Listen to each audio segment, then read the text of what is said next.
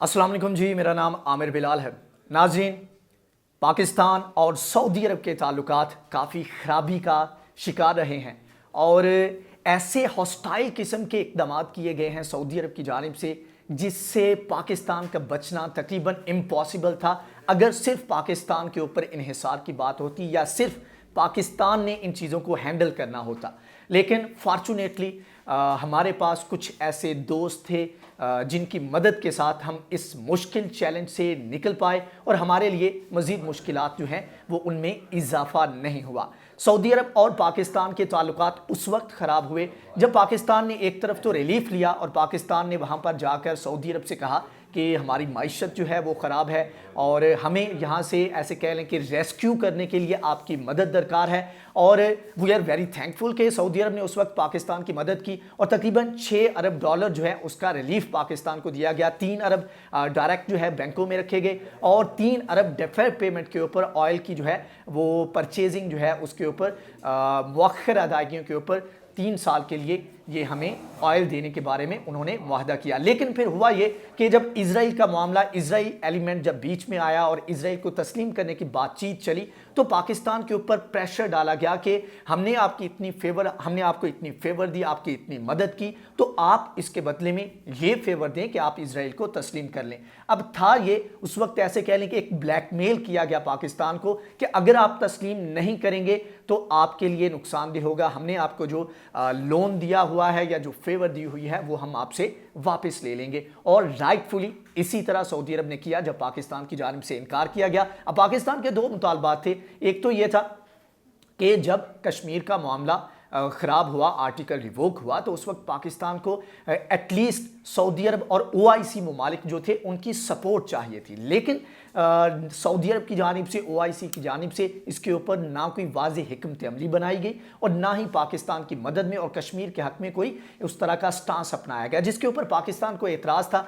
तो शाह महमूद कुरैशी ने फ्रस्ट्रेट होकर उस वक्त कहा कि हमने बहुत कोशिश की but this is not fair कि कश्मीर के मामले के ऊपर एक इजलास तक जो है वो तलब नहीं किया जा रहा। उसके बाद मामलात ख़राब हुए और 6 अरब डॉलर जो थे वो सऊदी अरब ने पाकिस्तान से मांग लिए। अब पाकिस्तान जो डिफर्ड पेमेंट के ऊपर जो बात हुई थी वो डील भी कैंसिल होगी। इसके अलावा 2 अरब डॉलर जो है वो पाकिस्तान अब तक दे चुका है और तीसरा 100 अरब जो है जो पीछे रहता है वो इस महीने के आखिर तक जो है वो पाकिस्तान सऊदी अरब को वापस कर देगा। अब ये मुमकिन कैसे हुआ?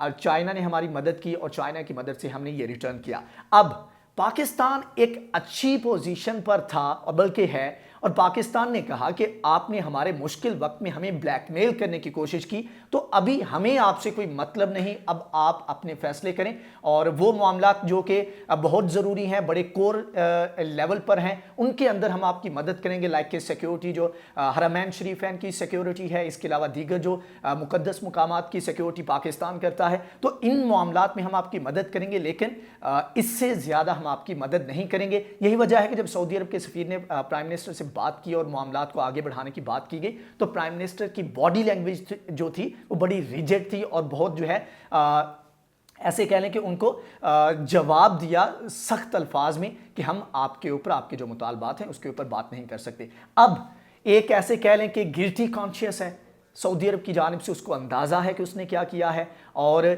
अगर पाकिस्तान के साथ वो मुकम्मल बिगाड़ता है तो इसके कॉन्सिक्वेंसेस जो हैं वो आगे जाकर क्या हो सकते हैं, इसके नताइज क्या भुगतना पड़ सकते हैं, वो भी सऊदी अरब को अंदाज़ा है। चाहे जितने मर्जी अच्छे ताल्लुकात हो जाएं इजराइल के साथ या भारत के साथ, लेकिन एटलीस्ट मुश्किल वक्त में अगर रिलाय किया जा सकता है तो वो सिर्फ पाकिस्तान के ऊपर किया जा सकता है, क्योंकि पाकिस्तान का एक आइडियोलॉजिकली एक दूसरे के साथ कनेक्टेड हैं, एक रिलीजन का फैक्टर भी है और दीगर मामलात में भी एक दूसरे के आजमाए हुए हैं। लेकिन भारत और इजराइल के ऊपर उस तरह ट्रस्ट नहीं किया जा सकता। यही वजह है कि सऊदी अरब की जानिब से अब कोशिशें की जा रही हैं कि पाकिस्तान को थोड़ा सा राम किया जाए, पाकिस्तान के साथ ताल्लुकात बेहतर किए जाए या पाकिस्तान की थोड़ी सी खुशनुदी की जाए ताकि आने वाले वक्त में जब ज़रूरत पड़े तो पाकिस्तान को बुलाया जा सके मदद के लिए। तो डेवलपमेंट ये हो रही है, एक तरफ मोहम्मद बिन ज़ैद अल नहयान की जानिब से पाकिस्तान का विज़िट किया गया और इसमें कुछ अगरचे वो एक प्राइवेट विज़िट था लेकिन इसमें अहम मुलाकातें भी की गई। इसके अलावा यूएई के सफ़ीर की जानिब से हाल ही में ज़ुबैदा जलाल से मुलाकात की गई और عمر ایوب سے بھی ملاقات کی گئی جو کہ دفاعی پیداوار کے منسٹر ہیں زبیدہ جلال اور انرجی کے جو ہیں منسٹر ہیں عمر ایوب. تو یہ ان سے ملاقات کی گئی اور ان کمٹمنٹ کے اوپر بات چیت کرنے کے اوپر بات چیت کو آگے بڑھانے یا معاہدے جو کیے گئے MOU جو سائن کیے گئے تھے پچھلے سال اس کے اوپر بات چیت آگے بڑھانے کے اوپر بات چیت کی گئی. اس کے علاوہ UAE میں ایک ایگزیبیشن ہونے جا رہی ہے دفاعی نوعیت کی, تو وہاں پر پاکستان کو انوائٹ کیا گیا ہے کہ آپ اپنا وہاں پر جا کر شو کیس کریں, آپ کی جو بھی چیزیں ہیں آپ نے وہاں پر رکھنی ہیں وہ آپ رکھیں. تو اس کے اوپر بھی بات چیت کی گئی اور ایکسپیکٹڈ ہے کہ دفاعی نوعیت کے کچھ معاہدے بھی ہو سکیں گے اور پاکستان کو بھی اس میں فائدہ ہوگا. اب یہ ڈیولپمنٹ ایسے ایک دم سے نہیں ہوئی. سعودی عرب کیونکہ UAE کے جو بھی اقدامات ہیں ان کو حمایت اور سپورٹ حاصل ہوتی ہے سعودی عرب کی, ان کے آشیرواد کے ساتھ ہی UAE کو چلنا پڑتا ہے. تو سعودی عرب بھی اس میں پیش رفت دکھا رہا ہے. سعودی سفیر کی جانب سے ملاقات کی گئی, اس کے بعد اب جا کر سعودی وزیر خارجہ پاکستان کا دورہ کرنے جا رہے ہیں فیصل بن فرحان سعود, اور ان کے ساتھ پورا ایک وفد ہوگا, سعودی تاجر ہوں گے اور ساتھ میں جو انویسٹر ہیں وہ بھی ان کے ساتھ ہوں گے. اور $30 ارب کی جو آئل ریفائنری پاکستان میں لگانے کی بات کی گئی تھی اس کے اوپر پیش رفت ہوگی اور اس کے اوپر کہہ لیں کہ فیزیبلٹی دیکھ کر اور اس کے اوپر مزید فردر جو ہے اس کے اوپر بات چیت ہوگی تو آگے چیزیں ان کی بڑھ سکیں گی.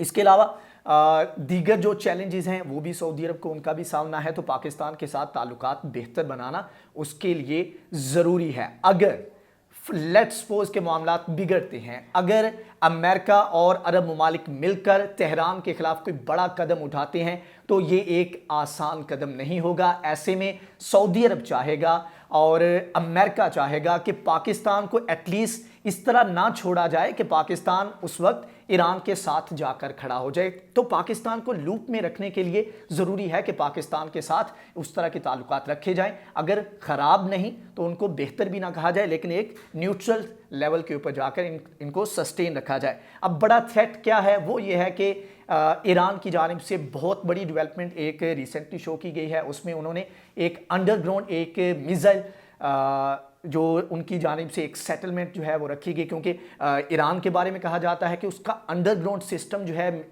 میزائلوں کا, اور اس کے علاوہ جو اس نے اندر کھاتے جو سارا جو سیٹ اپ اپنا پھیلایا ہوا ہے وہ سب سے زیادہ لیتھل ہے. اور یہ زیادہ تر جو ایریا کور کیا گیا ہے یہ پرشین گلف کا جو علاقہ ہے جو بارڈر لگتا ہے اس کے اوپر انہوں نے یہ ساری سیٹلمنٹ کی گئی ہیں. ابھی ایک اسی طرح کی ایک سیٹلمنٹ جو ہے ایک اندر زمین زیر زمین جو ہے ایک جو سسٹم تھا ان کی جانب سے لگایا گیا, اس کی انہوں نے انیگوریشن کہہ لیں یا اس کا افتتاح کیا ہے. لوکیشن اس کا نہیں بتایا گیا لیکن یہ ہے کہ جو ریولوشنری جو گارڈ ہیں ان کی جانب سے جو ان کے ہیڈ ہیں ان کی جانب سے اس کا جو ہے وہ انویل کیا گیا ہے. اس کے بارے میں اس چیز کے اوپر کافی زیادہ تحفظات ہیں اور کافی زیادہ تھریٹن فیل کر رہے ہیں عرب ممالک, اور ان کو لگ رہا ہے کہ اگر معاملات خراب ہوتی ہیں اور ایک طرح کا انڈیکیٹر ہے یہ عرب ممالک کے لیے کہ اگر چیزیں خرابی کی طرف جاتی ہیں تو اس کا سب سے زیادہ نقصان جو ہے وہ آپ کو ہوگا. اور ایران جو ہے اس کے اوپر میسیجز دے رہا ہے. عملی اقدامات